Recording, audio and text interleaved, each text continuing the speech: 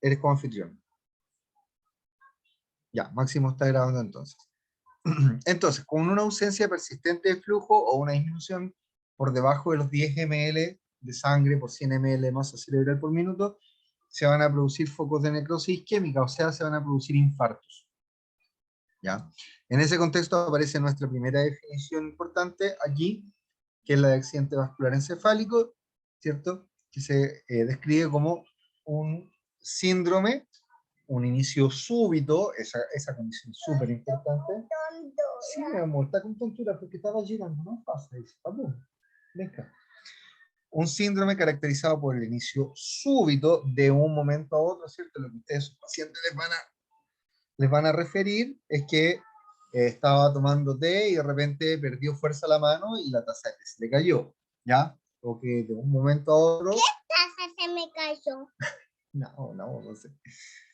O que de un momento a otro la persona, qué sé yo, perdió sensibilidad en una parte del cuerpo, ¿ok? O que perdió parte de la visión, ¿sí? Pero eso es súper importante desde un punto de vista del abordaje clínico. El inicio del cuadro es súbito. De un déficit neurológico, o sea, una parte del cerebro, ¿cierto?, que se queda sin funcionamiento, un déficit focal, una región, ¿cierto?, bien delimitada, ¿ya? Por definición, chicos, es no convulsivo. No sé si lo hablábamos el otro día, pero en estos pacientes se producen despolarizaciones masivas, sin embargo, no hay, ya no hay, o no debiese ser esperable encontrar la aparición del seizure motor, de la convulsión, ¿ya?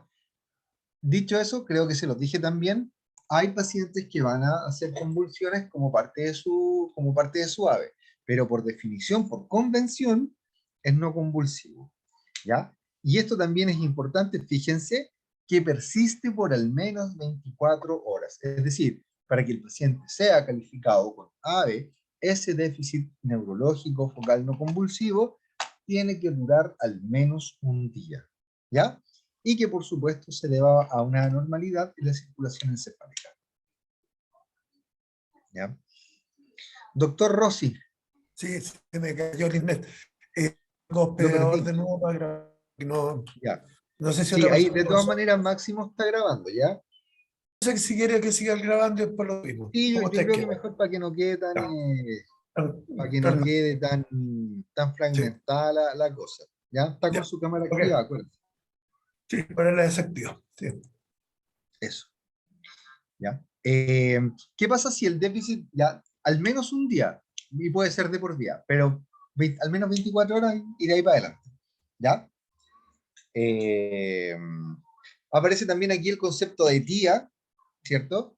Que es el accidente isquémico transitorio, o el AIT, ¿ya?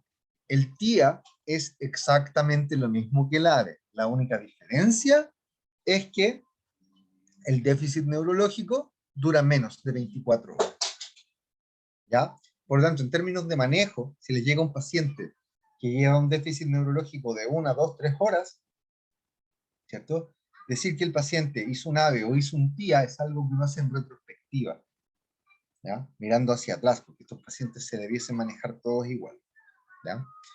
En el caso del TIA, lo que más se describe es que el déficit neurológico dura un par de horas y después cede, ¿ya? A veces espontáneamente, a veces en respuesta a tratamiento, ¿ok? Factores de riesgo para el desarrollo de este accidente vascular encefálico, esto lo copié y pegué de la guía clínica del MinSal, ¿ok? Hay algunos que son no modificables. Dentro de esto nos encontramos con edad y sexo. Ya podríamos poner ahí también antecedentes de enfermedad cardiovascular, ¿cierto? Si es que es en familiares de primer grado.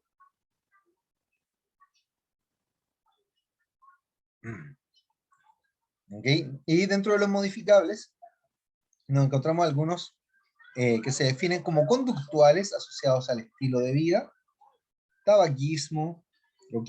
Consumo excesivo de alcohol, obesidad, hábitos sedentarios, uso de anticonceptivos orales, SACO, también confieren, no todos, pero algunos de ellos, confieren riesgo para el desarrollo de AVE.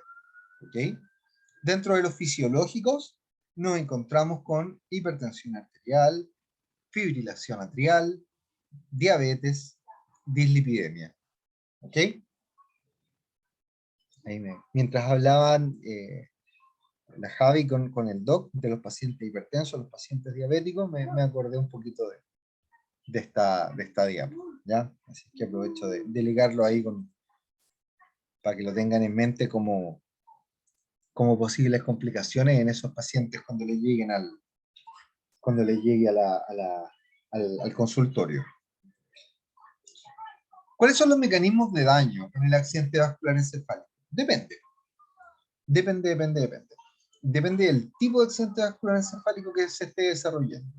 En el caso del accidente vascular encefálico de tipo hemorrágico, nos encontramos con daño mecánico directo, evidente, ¿cierto? Porque ahí la sangre va a invadir tejido o va a ocupar un espacio. Si pensamos en una hemorragia intraparenquimatosa, ¿ya? La sangre va a ir a ocupar tejido, va a desplazar estructuras, ¿cierto? Va a generar isquemia por compresión extrínseca de vasos sanguíneos.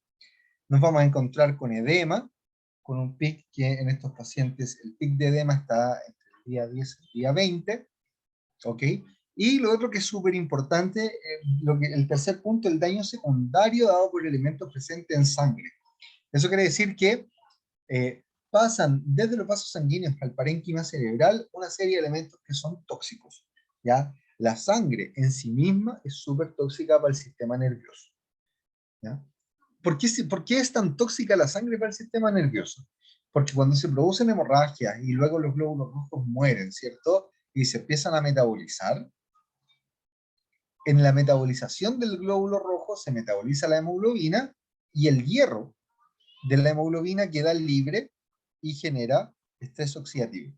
Ya recuerden, ya eso lo habíamos conversado en la clase número 1, la biomolécula más susceptible de hacer daño por estrés oxidativo son los lípidos, y donde más lípidos hay, ¿cierto?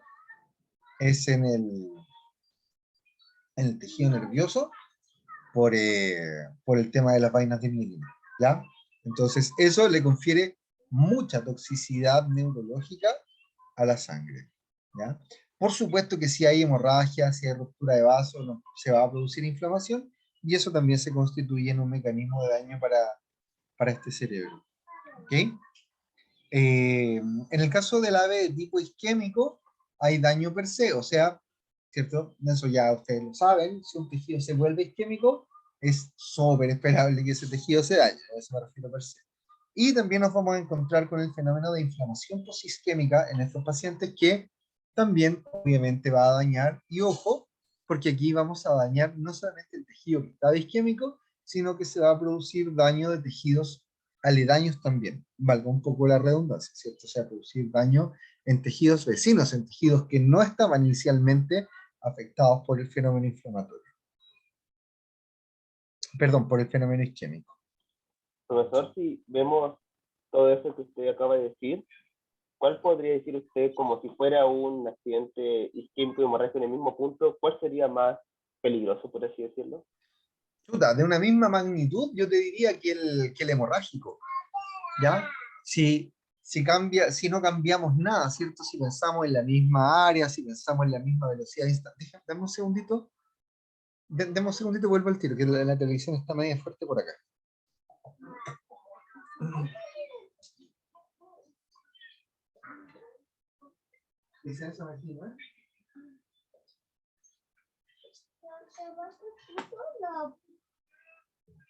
Porque está forchísima y yo preciso hablar aquí con menos alumnos. Ya, sorry. ¿Me escuchan? ¿Qué me escucha, profe? Sí, ya. Si pensamos en la misma región cerebral, si pensamos en la misma magnitud de daño, ¿cierto? Al mismo fenómeno, la misma área isquémica, la misma área con hemorragia, velocidad de instauración y qué sé yo, y comorbilidades, factores de riesgo, el hemorrágico es más complicado. Entre otras cosas, Christopher, porque el manejo es mucho más difícil, ¿ya? El manejo del ave hemorrágico es más difícil. Y porque la presencia de estos elementos tóxicos te va a conducir a mucho daño también, ¿ya? como te digo, sin embargo, o sea, no, espérate, como te decía, si bien al inicio de la sesión, si bien eh, la casuística del ave de tipo isquémico es mayor, ¿cierto? Pueden representar hasta un 85%, ¿ya? La letalidad, es decir, hay mayor porcentaje de muertes en pacientes que hacen accidentes vasculares encefálicos de tipo hemorrágico versus los que hacen accidentes vasculares encefálicos de tipo isquémico. ¿Cachai? Entonces, eso ya te va dando eso ya te va dando una indicación en relación a a la severidad y el daño cerebral que tienen o que pueden tener estos pacientes. ¿Mm? Ya, profe, sí, muchas gracias. ¿Cachai? Entre otras cosas, pues sí, como te decía, pues, si el paciente cumple con ciertas características, ese paciente podemos hacerle trombectomía mecánica, podemos hacerle fibrinolisis intraarterial, fibrinolisis intravenosa, ¿cachai? Pero, y con eso solucionas el fenómeno isquémico, ¿ya? Pero el fenómeno hemorrágico es mucho más difícil de controlar. Es mucho más difícil de controlar, ¿ya? De hecho, bueno, como les decía también, esta clase se enfoca principalmente en lo que es el ave de tipo isquémico, ¿ya? Y lo que tengo de ave hemorrágico, igual siempre es bueno hablar de ave hemorrágico, un poquitito que sea, ¿ya? Lo que tengo de ave hemorrágico es esta diapo, ¿sí? Esta diapo. Simplemente para hablar de eh, hemorragia intraparenquimatosa espontánea, ¿ya? Ojo, esta era una revisión que hablaba justamente de eso, ¿cachai? De la hemorragia intraparenquimatosa, ¿ya? Es decir, dejamos de lado acá lo que es la ruptura de aneurisma, ¿cierto? Dejamos aquí de lado lo que es la ruptura de aneurisma, ¿ya? Aunque aquí la ponen también, pero el aneurisma no es intraparenquimatoso, sino que está, ¿cierto? Está entre meninges, pero bueno. Entonces, aquí nos hablan de dos tipos de hemorragia intraparenquimatosa primaria, ¿ya?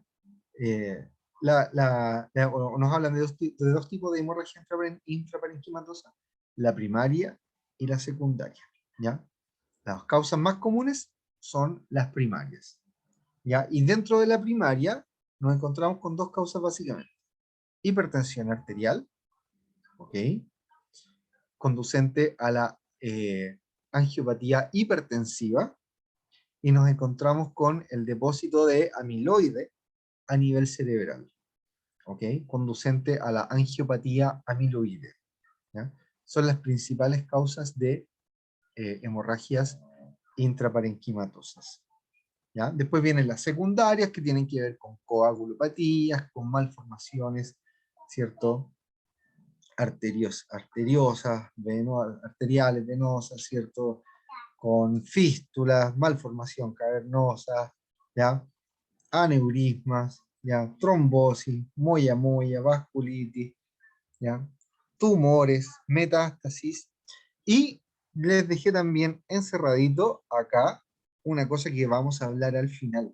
Como causa de hemorragia intraparenquimatosa, miren, conversión hemorrágica de un ave isquémico, de un stroke, ¿ya? Entonces, efectivamente vamos a ver que hay un porcentaje de individuos que desarrollaron un ave isquémico que fueron tratados con agentes fibrinolíticos y un porcentaje de ellos en los días, ¡pum!, que desarrolla un ave de tipo hemorrágico, ¿ya? Eso simplemente lo que tengo acá como, como diapos asociadas al ave de tipo hemorrágico. Chicos, cuénteme, ¿cómo vamos hasta este punto? Bien, profe. ¿Sí? ¿El resto? Gracias, Máximo. ¿El resto? ¿Cómo vamos? Sí, bien, profe. Dale, gracias, Cristian. Causa entonces de accidentes vasculares encefálicos isquémicos: trombosis, ¿ok? Vasos grandes, ya asociados a formación de placa de ateroma, vasos pequeños, asociados a la formación de placa de ateroma, muy asociado a diabetes mellitus también, ¿ya? Embolias, ya cerebrales de origen cardíaco, asociado a cuadros de hipoquinesia, asociado a cuadros de fibrilación auricular, ¿ok? O también podemos tener embolias cerebrales extracardíacas, la mayor parte de ellas de placas de ateromas que están formadas en la bifurcación de la carótida común a la carótida externa e interna, ¿ok? También nos podríamos encontrar con cuadros de hipoperfusión menos común. Ahí, ojo, un paciente que hace hipoperfusión sistémica, un paciente en shock, desarrolla un AVE, porque efectivamente él también puede tener hipoperfusión cerebral. ¿Qué opinan ustedes? Un paciente con un shock avanzado, ya ustedes saben que el organismo, ¿cierto?, cuida mucho el cerebro. ¿Puede Un repetir el paciente, caso, por favor? ¿qué cosa? Repetir como el caso y la pregunta, que no es posible. Perdón. Si yo les dijera, un paciente en estado de shock, ¿cierto? Un shock ya descompensado, no irreversible, para que pensamos que va a vivir la persona, ¿no? Pero un paciente con shock descompensado, es decir, que ya con sus propios mecanismos ya no es capaz de asegurar el flujo sanguíneo cerebral, necesita apoyo, apoyo externo, digamos, de ustedes. Y esa persona hace una isquemia cerebral y hace un infarto cerebral. ¿Califica eso como un AVE?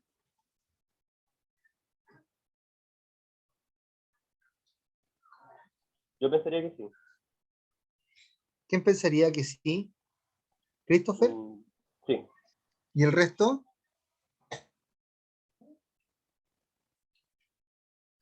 ¿Qué opina el resto? Yo creo que sí por el mecanismo. ¿Cuál es el mecanismo? Es que justamente, para allá voy. ¿Cuál es el mecanismo ahí? La hipoperfusión. Claro, pero acuérdate que para que sea AVE, tiene que ser debido a una enfermedad cerebrovascular. Ah, ya entendí. Es como por el tema como del origen, más bien como Claro, ya. claro. ¿Tiene ese paciente una enfermedad a nivel de su vasculatura cerebral? No. ¿Cachai? Por lo tanto, la isquemia cerebral está, estoy de acuerdo. Puede estar el infarto, ¿cachai? En un paciente tequiado que hace un hematoma cerebral, ¿cachai? Y ese hematoma cerebral es grande y comprime una parte importante del cerebro y ocluye vaso. ¿Ese paciente hizo un AVE? Tampoco, ¿cachai? ¿Está la isquemia? Sí. ¿Está el infarto? Sí. Pero ese infarto se ocasiona a consecuencia de enfermedad de los vasos sanguíneos cerebrales, no. ¿Cachai? Por lo tanto, ahí no clasifica ese paciente como AVE. Entonces, ¿Ya? en definición, tiene que ser siempre por vasos sanguíneos directamente al cerebro. Eso ocasiona la isquemia para que sea un AVE. Por patologías de vasos sanguíneos cerebrales, para que sea AVE, ¿ya? Por patologías de vasos sanguíneos cerebrales. Ahora, Y fíjense, ¿ah? profe, Porque aquí uno dice, el paciente con embolia cerebral, claro, ahí no es, no es una patología propia del vaso sanguíneo cerebral, sino que el problema está, ¿cierto?, en que se formó un trombo y se fue a circulación desde corazón izquierdo. Sin embargo, ya, ese trombo va a ir a afectar específicamente y va a ir a ocluir específicamente, ¿ya?, un vasito cerebral determinado. Entonces ahí ese sí queda como, ¿cachai? Como AVE, porque además comparten factores de riesgo cardiovascular estos individuos, ¿ya? ¿Ok? No aparece acá, pero también importante tener en cuenta, y también, si yo les digo, si un paciente hace una disección, si un paciente hace una disección de una de las vertebrales o de una cerebral media, ¿califica eso como un AVE?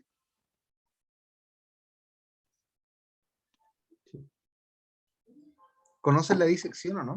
sí, pero habíamos dicho una enfermedad de los vasos, ¿no? Entonces, en este caso, ¿Sí? yo creo que no. Sí. ¿Y la disección del vaso no es una patología del vaso? Eso es lo que le iba a preguntar recién, si es que podía ser como una enfermedad más bien como, no sé, una alteración mecánica. ¿Cómo Así así? como, ruptura de un vaso.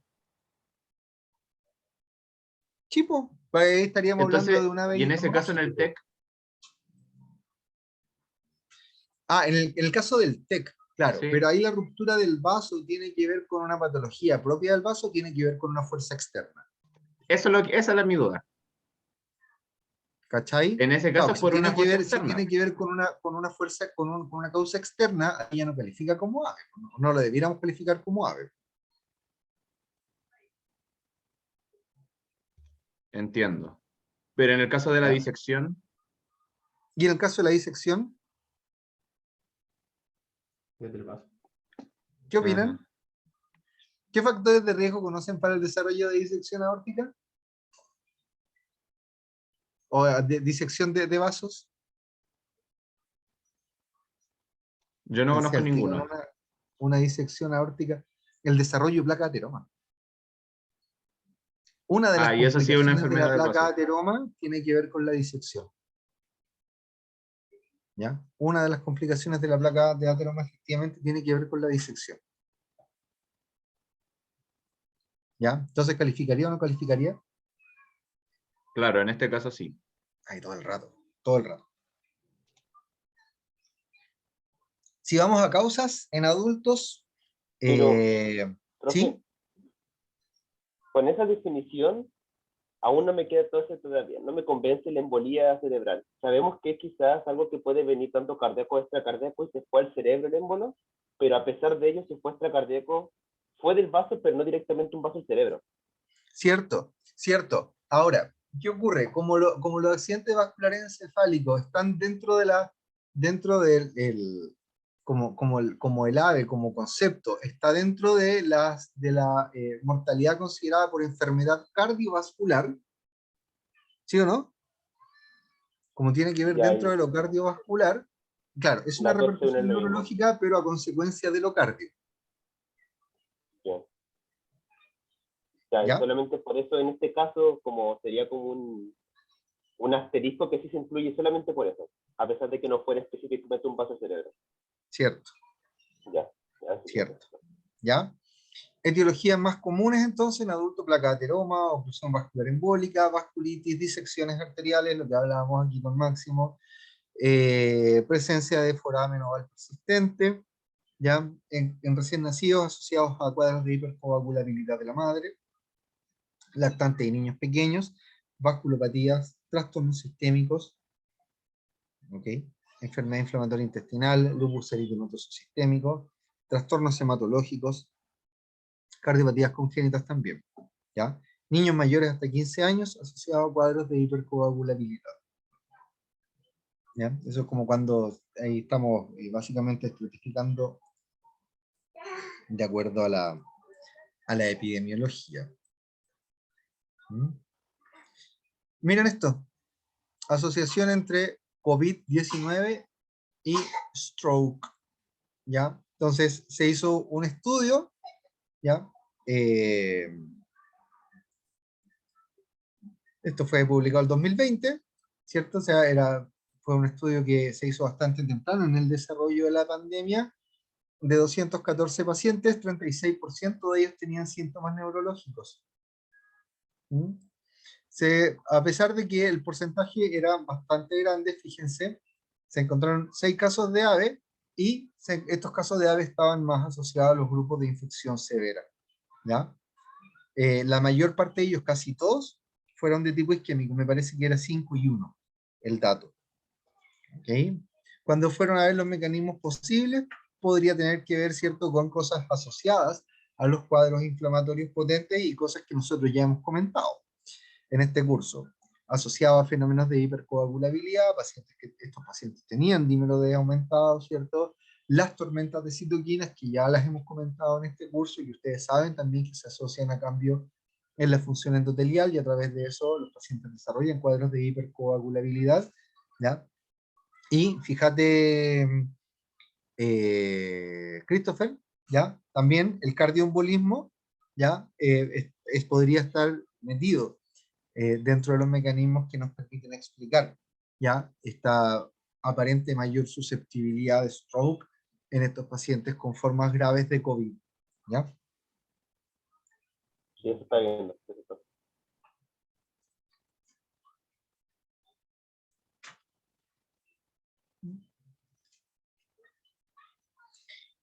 Entonces, reportes preliminares en esta pandemia de COVID, ¿cierto? En el COVID-19, o en resultados, ¿cierto?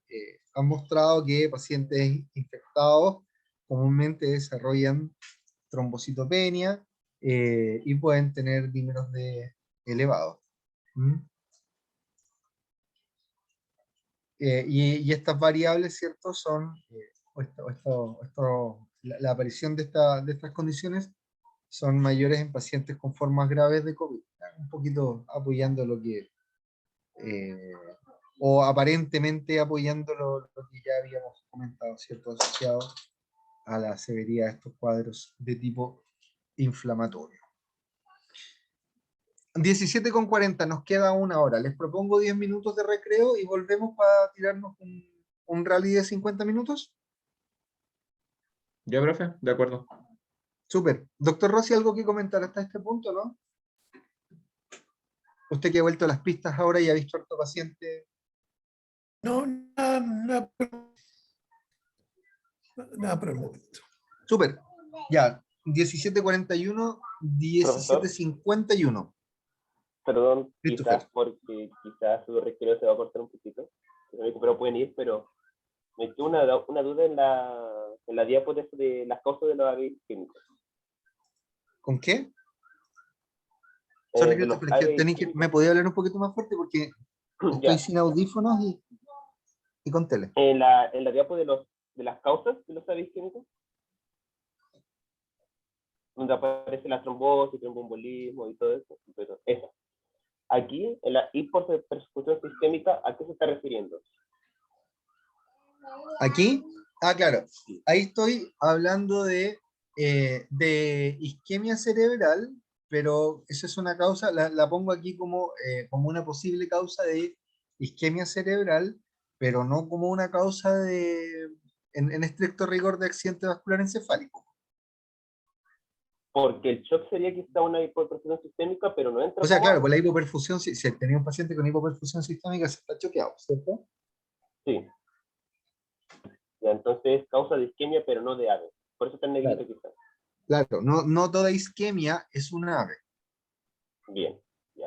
Y así esa fue la única duda que me quedó porque Eso, ni todo porque AVE se manifiesta como isquemia, ya, entre ya, paréntesis la hemorragia. ya, muchísimas gracias. ¿Ya? Dale, no hay problema. Ya pues, 17:43, ya 12 minutos, 17:55 nos vemos. Chau, chau. Ya, profe.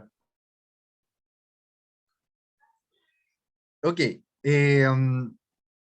entonces, el déficit neurológico que manifiesta el paciente, ¿cierto? O que sea evaluable, va a depender de dos cosas.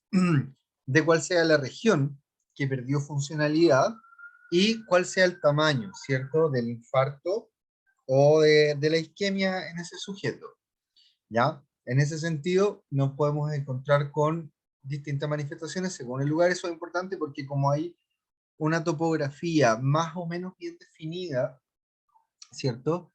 Conociendo la clínica del paciente, ustedes se podrían hacer una idea de cuáles son las regiones, ¿cierto? Y los vasos sanguíneos que podrían estar potencialmente afectados por ese cuadro isquémico. ¿Ya? Entonces se vuelve bien importante ahí la correlación entre la clínica, la semiología, versus después la radiología. ¿Ok? De esa manera nos podemos encontrar, ¿cierto? Con afasia. ¿Qué entendemos por afasia, chicos?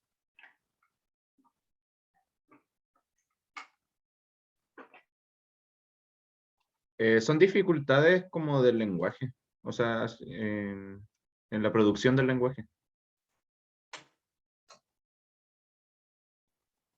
¿Aló? ¿Se ¿Se me escucha? escuchó? ¿Se escuchó? ¿Aló? Me dice que mi conexión es inestable. Ah, ¿profe? ¿Se escucha?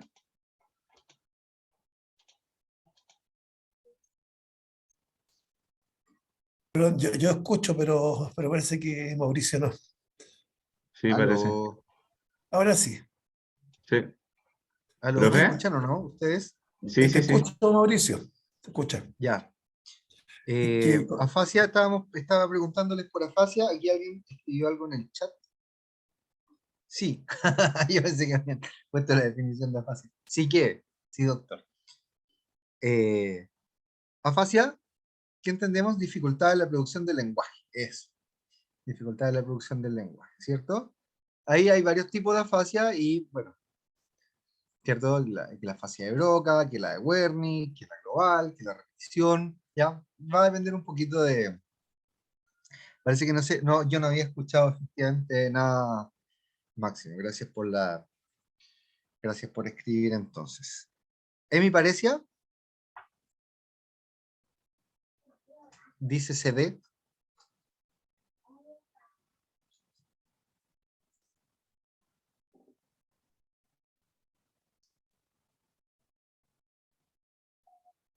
¿Respondió alguien? Y no escuché, o ¿Lo he pérdida de escuchado? capacidad motriz. Ahí está, sí, capacidad de meter. Pero ojo, pero dice EMI. Claro, EMI como, es como parcial, como... No, no, no, no. No, no, EMI. EMI, ¿ya? O sea, de la mitad y parecia significa que es pérdida parcial, ¿ya? Pérdida parcial del de un lado, de un hemicuerpo, es Sí, hemiparesia. eso. Cuando si fuera una parálisis completa, ¿cómo se llamaría? De la mitad de del cuerpo. ¿A alguien se le ocurre? Plejía creo que se le dice. Hemiplegia. ¿Y la mitad? ¿La mitad del cuerpo? Hemiplegia. Perfecto, hemiplegia. Bien. Eso, ya, eso, importante. Entonces, si hay hemiparesia, significa que el movimiento de un lado del cuerpo está disminuido, pero está presente, ¿cierto? A eso digamos, ¿ya? Si es que hay una pérdida completa de movimiento, ahí ya no hablamos de paresia, sino que hablamos de plegias, ¿ya? Pérdida de hemicuerpo, pérdida de sensibilidad, ¿cierto? De hemicuerpo. Heminegligencia, la heminegligencia, ustedes saben por semio, me imagino, tiene que ver con la pérdida de reconocer lo que está a un lado del cuerpo. Alteración en los campos visuales, me ha dado control, tras él. ¿Ya? Alteraciones de campos visuales, desviación de la mirada, movimientos oculares anormales, disartria. ¿Cuál es la diferencia entre una disartria y una afasia, chicos?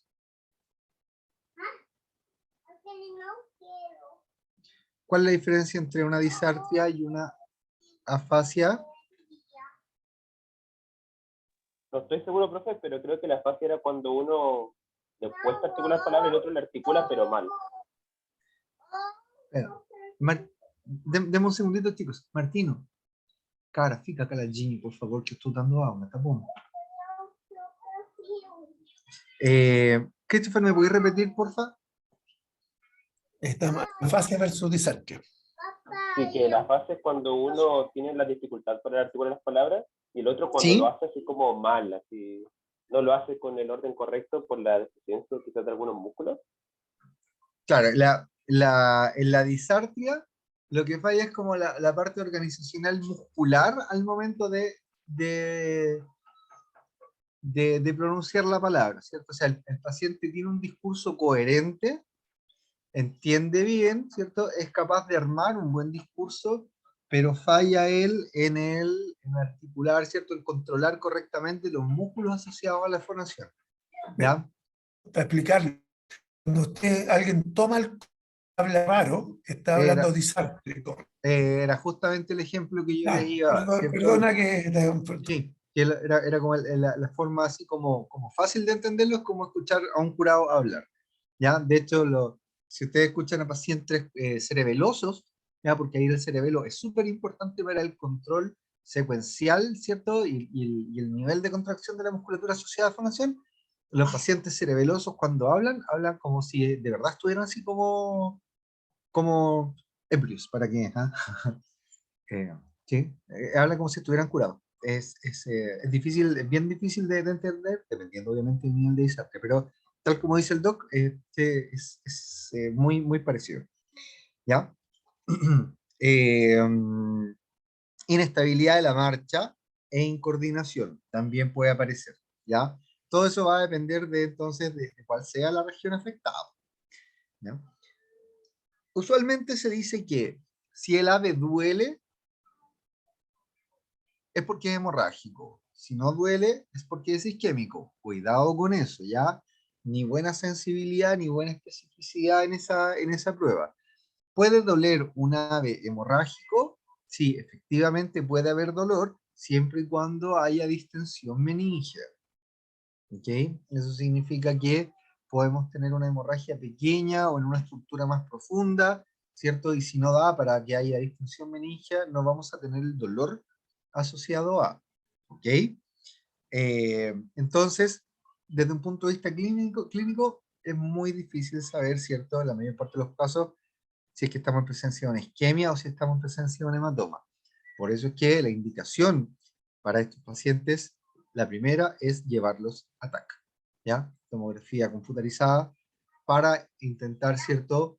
Discernir, para que el radiólogo básicamente nos diga si es que hay o no hay sangre, ¿ya? Si no hay sangre, el TAC tiene una sensibilidad bastante buena para identificar sangre, entonces si no hay sangre, ya significa que estamos en presencia de una ave de tipo isquémico. Si hay resonancia, mejor todavía, pero es más cara, por lo tanto, ¿cierto? No en todos los centros vamos a tener.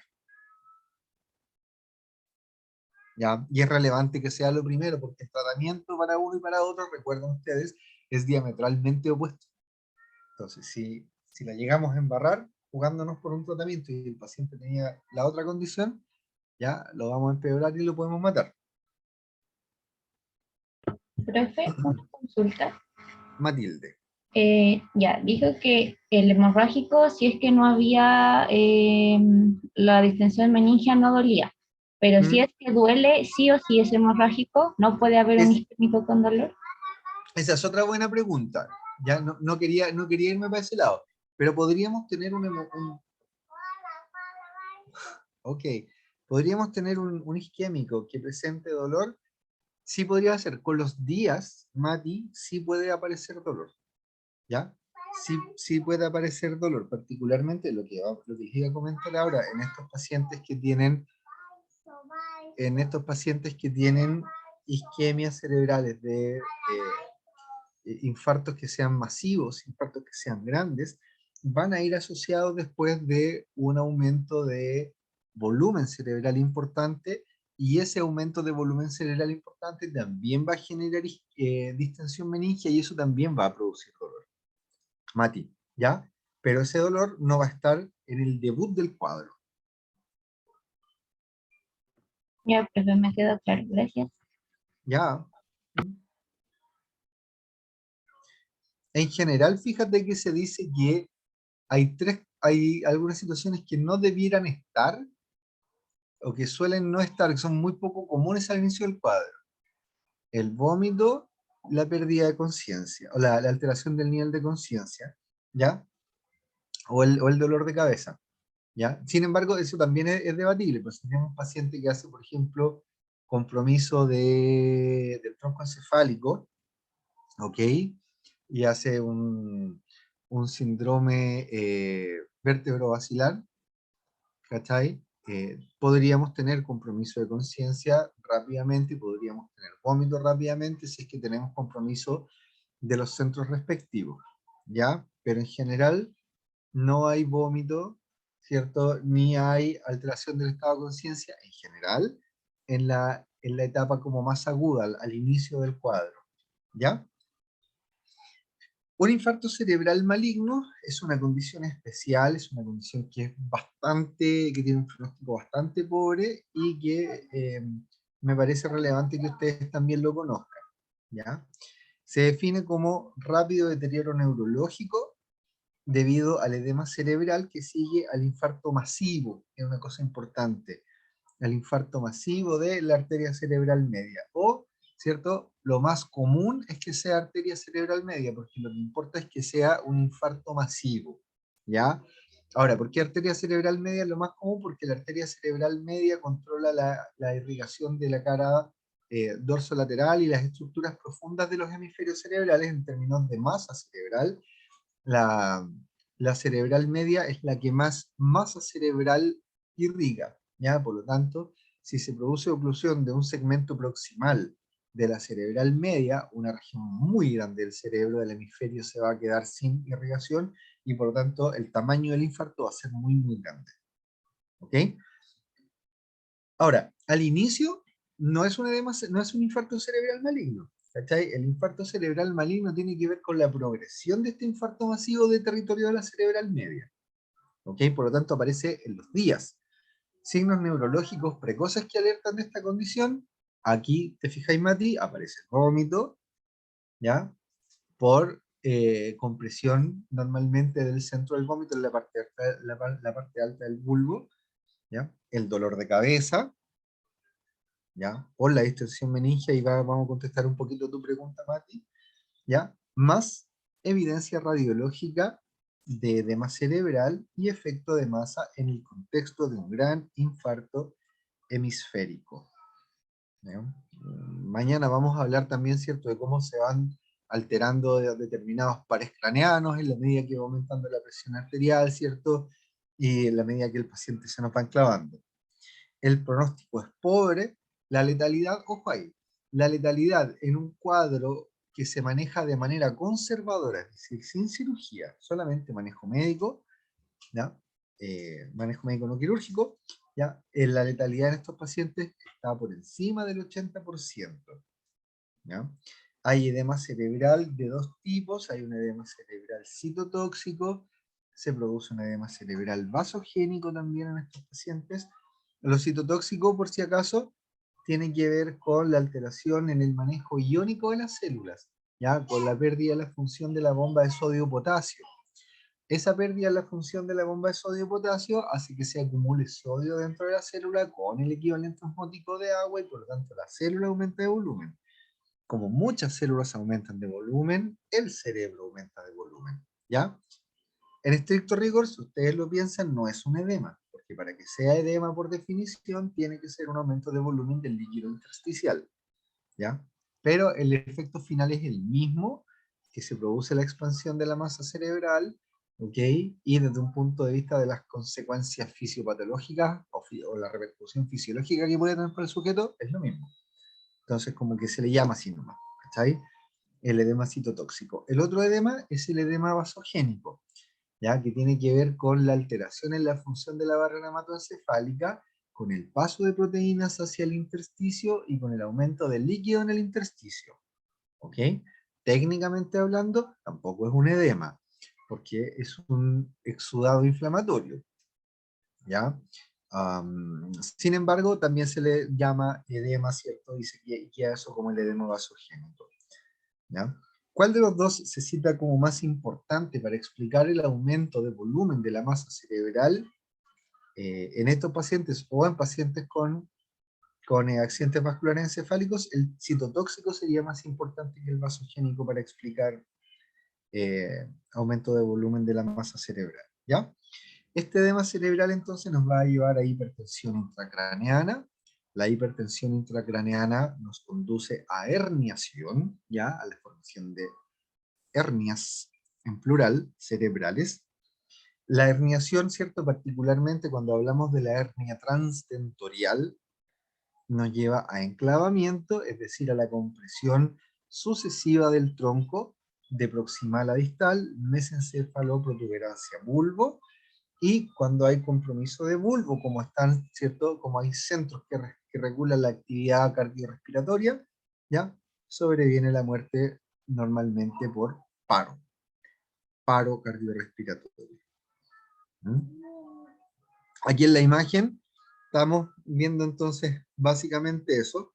Aquí el radiólogo informa en el lado izquierdo, ¿cierto?, de este cerebro, signos precoces de infarto del territorio de la cerebral media, ¿ok? Y miren, 24 horas después, ya hay un infarto así como súper demostrable, y más relevante que eso, miren lo siguiente, chicos. Miren aquí.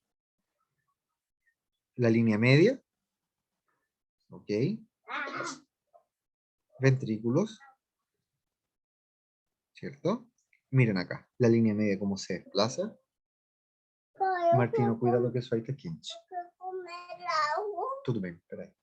Miren cómo la línea media se desplaza y miren los ventrículos laterales. El ventrículo del lado izquierdo como prácticamente desaparece. ¿Ya? Esos son signos que nos alertan de que en este paciente está aumentando la presión intracerebral. Todo bien, espera ahí. Un segundito, por favor, voy a ir a buscar una galleta para Martín, ¿ya? Martín, checa el bizcoito.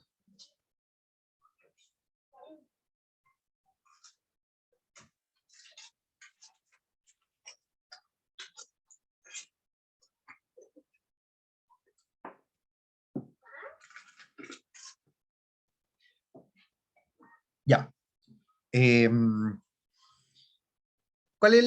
Había una diapo que saqué, que tenía que ver con el otro manejo. Ya para estos pacientes, para aquellos que califican, ya, según el neurocirujano, califican como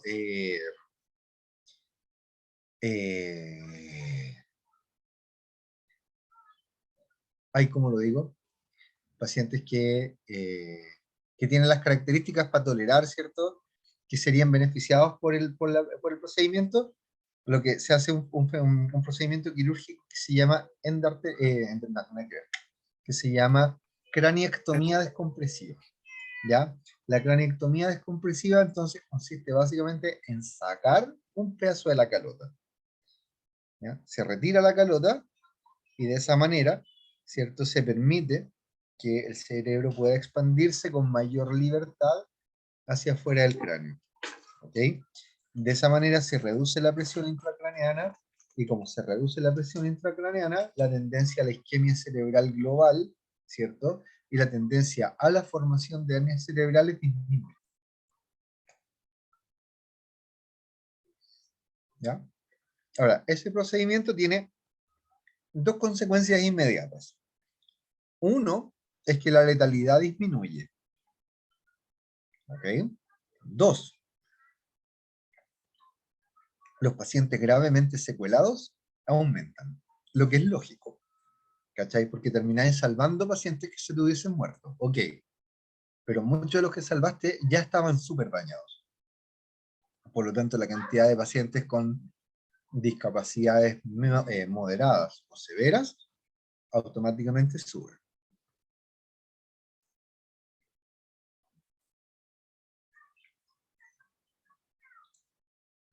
En la imagen, una carótida común, la bifurcación hacia la interna y la externa, ¿ok? Y miren ustedes la placa ateroma, ¿cierto? Ya con el doc habíamos hablado de los cambios en el patrón del flujo de sangre y el shear stress y todo eso, y como en algunas zonas hay más tendencia al desarrollo de placas que de otras, ¿ya? Efectivamente, en los pacientes que tienen factores de riesgo, hay mayor tendencia al desarrollo en sitios de bifurcación y obrigado Martino. Y en la bifurcación de la carotida primitiva es uno de los lugares donde más clásicamente se forman estas placas de ateroma. ¿Okay? Entonces, ¿qué es lo que ocurre aquí? Cuando se accidenta la placa, se forma un trombo in situ, si el trombo se libera, ¿cierto? Comienza a circular junto con la sangre, ¿cierto? Si esta fuese la carótida interna, ¿ya? Por supuesto, la probabilidad que ese trombo llegue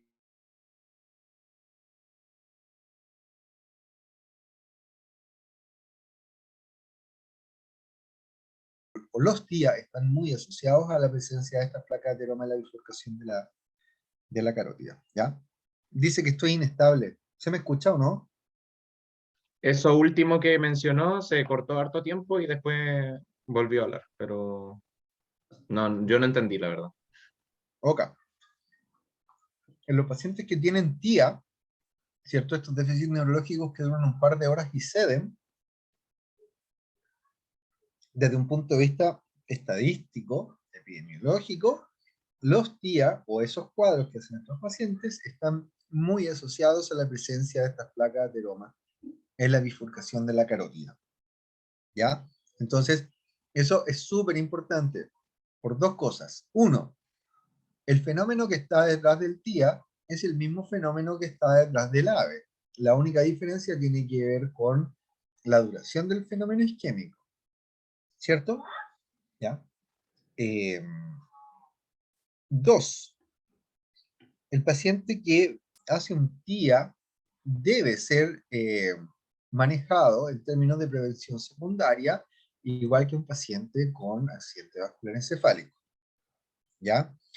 Y dentro de eso, dentro de ese manejo, debemos tener sí o sí, ¿cierto? Si no se le hace al paciente ahí mismo, en el centro donde está, ese paciente se le debe realizar una ecografía de cuello con Doppler, ¿cachai? Para ir a buscar, para ir a evidenciar la placa ateromatosa en la bifurcación de la carótida.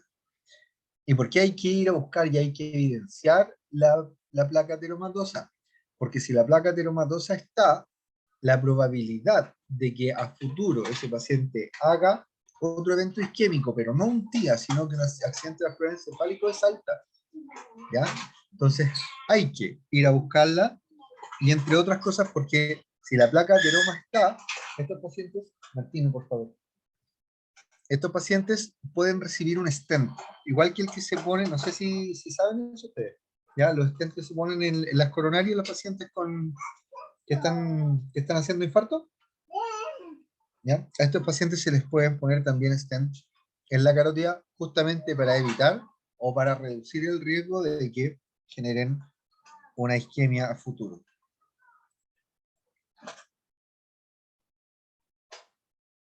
Ahí sí, Christopher. Sí, profe, pero era máximo. Máximo.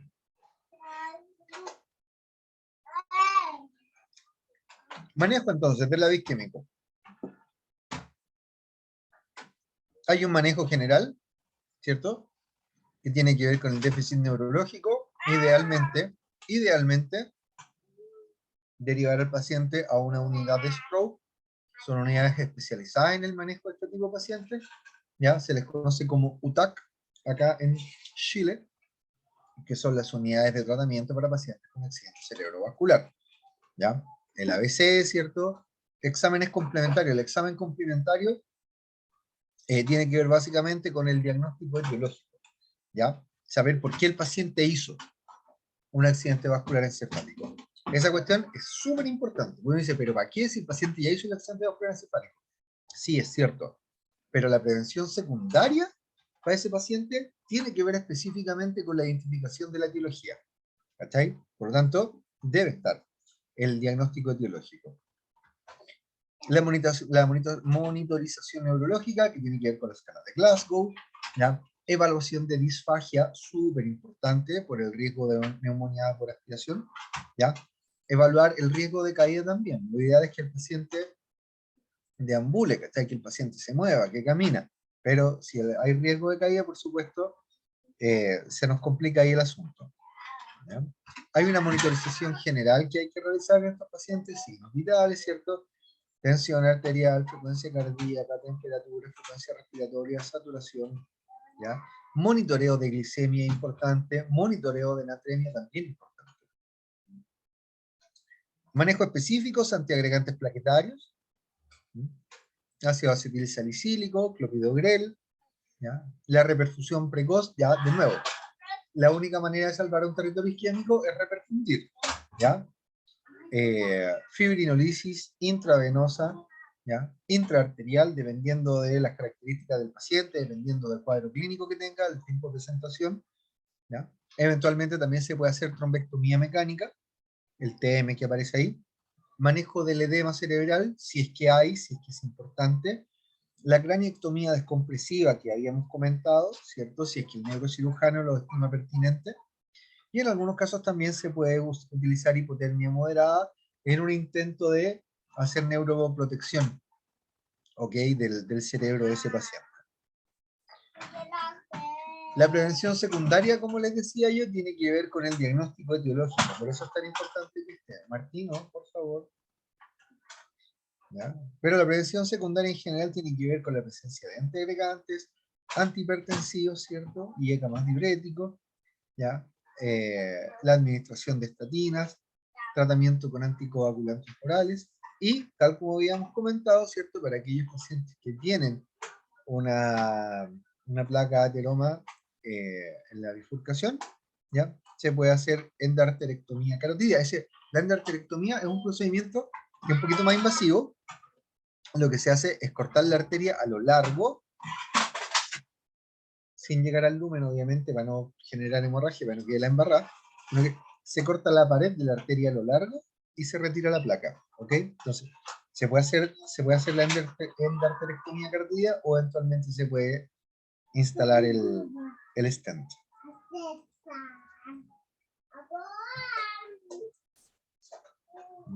Diapo aquí para hablar del diagnóstico etiológico, ¿sí? Resonancia magnética, tomografía computarizada, ecocardiograma, ¿cierto? Pensando que si sospechamos que el paciente pudiera tener un trombo intracardíaco, ¿ya? Un holter de arritmias, un holter de presión, ¿ya? Un perfil lipídico, ¿ya? Hemoglobina glicada, ¿cierto? Si pensamos que el paciente es diabético, ¿ya? Y eventualmente, ¿cierto? En pacientes selectos, ¿cierto? Elegidos, ¿ya? Considerar marcadores inflamatorios, ¿ya? Pensando en cuadros de hipercoagulabilidad, ultrasonido de extremidades inferiores, ¿cierto? ¿Ya? Función lumbar, cultivos sanguíneos, qué sé yo.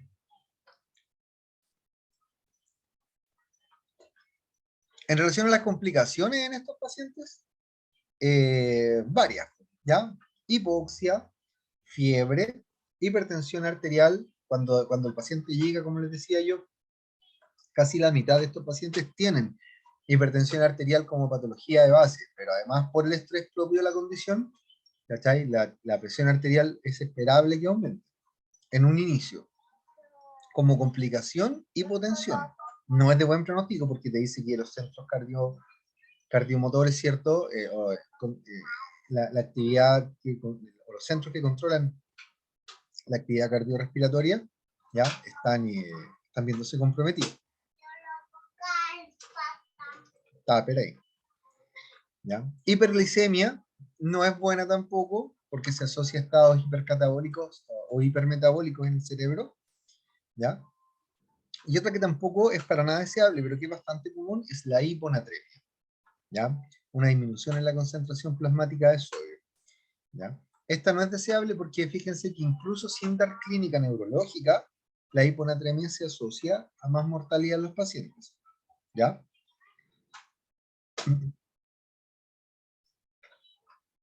Infecciones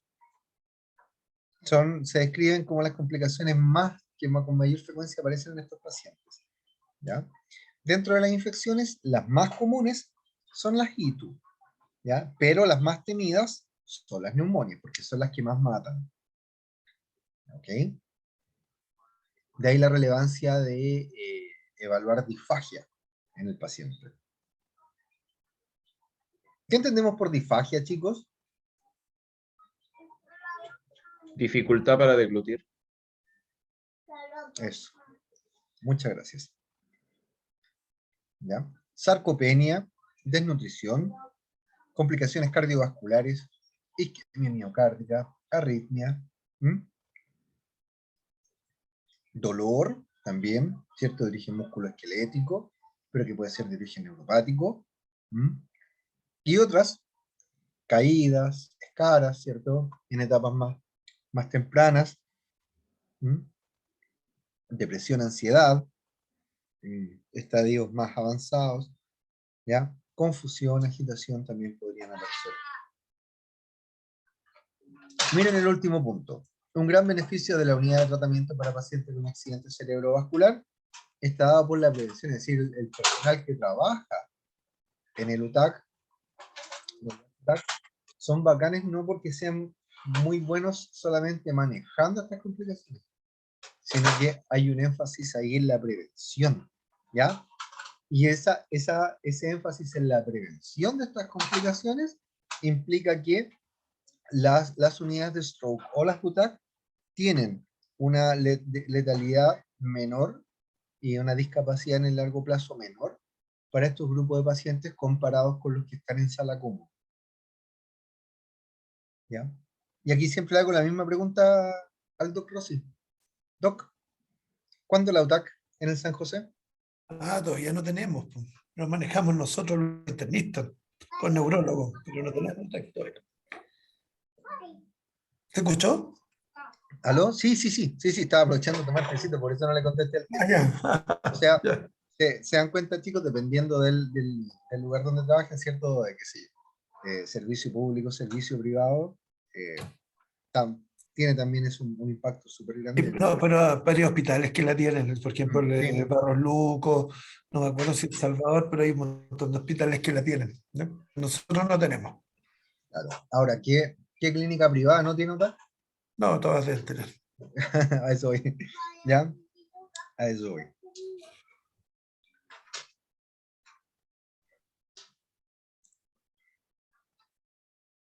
Y ahora viene la parte de hablar de fisiopatología chica, fisiopatología molecular.